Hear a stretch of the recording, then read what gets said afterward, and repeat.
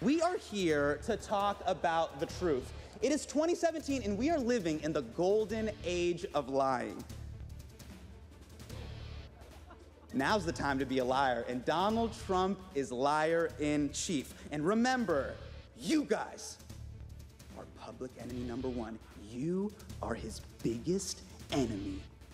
Journalists, ISIS, normal length ties. And somehow, you're the bad guys. Comedian and Daily Show correspondent Hasan Minhaj there. Not pulling any punches really with his rose to President Trump at last night's annual White House Correspondents' Dinner. Yeah, as you know by now, the president was not there to hear it. He held a 100-day rally last night in Pennsylvania instead. It's the first time since 1981 that the sitting president did not attend that event. All right, joining us now, former speechwriter for President Obama, David Litt. David, good morning to you. You were at the dinner last night and you tweeted out, "That was a hell of a performance from Hasan Minhaj." I assume that's a compliment. Why? Yeah, it really was. I mean, I think last night Hasan Minhaj was fearless, but also more importantly, he was just really funny. And I think that's the #1 goal of any comedian at these dinners. You have to have good material and deliver it well. And he did, but he also spoke about how he felt, and he took some real shots. He didn't hold any punches back. Did you get the sense that people were disappointed that President Trump himself was not there? You know, I have to say, I don't really think anyone missed him. I think they were disappointed that he wasn't there because it says something for the president to show up and demonstrate that he can take a joke. And I think it also says something for the president not to show up. I don't think anybody thought, oh man, if President Trump was here, he'd be delivering hilarious jokes right now.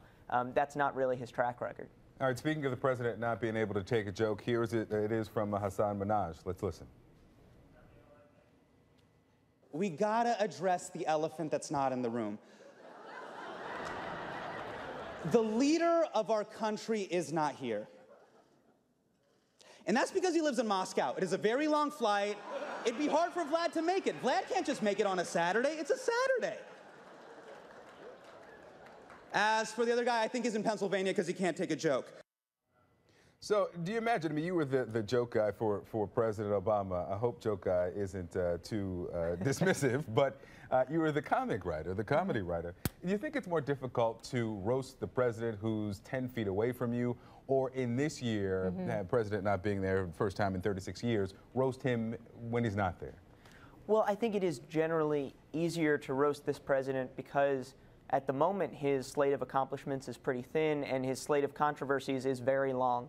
And I think that's something you saw last night. In that sense, it's an easier job. I think that in some ways it's easier to roast the president when he's there because it's part of this tradition. It was a brave decision to go after President Trump and tell the jokes he wanted to tell without worrying about how it's going to look. He's saying, you know what, this is what I want to do, this is my moment, and I'm going to do the kind of comedy I believe in. As a speechwriter, as a comedy writer, as Victor pointed out, you had to have, were you not, sitting in the audience listening to some of this, thinking of some of the things you might have written for this moment.